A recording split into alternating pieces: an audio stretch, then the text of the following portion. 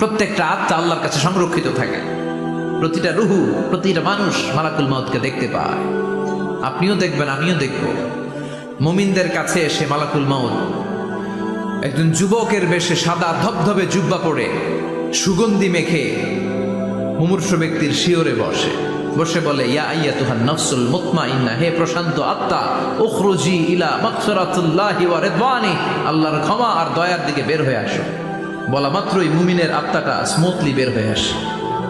কাফান মিন আকফানিল জান্নাহ, হানুত মিন হানুতিল জান্নাহ, জান্নাত থেকে আনা সুগন্ধি কাফনের মধ্যে পেঁচিয়ে তিনি রূহটাকে নিয়ে ইল্লিনে চলে যায়।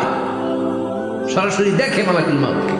আর যারা ইসলাম বিরোধী, কোরআন বিরোধী, তাদের সামনে এসে মালাকুল মউত ত্রাস সৃষ্টি করে। আগে ধমক, মালাকুল মউত এসে কাফের, নাস্তিক, মুশরিকদের সামনে এসে এরকম একটা ত্রাস সৃষ্টি করে।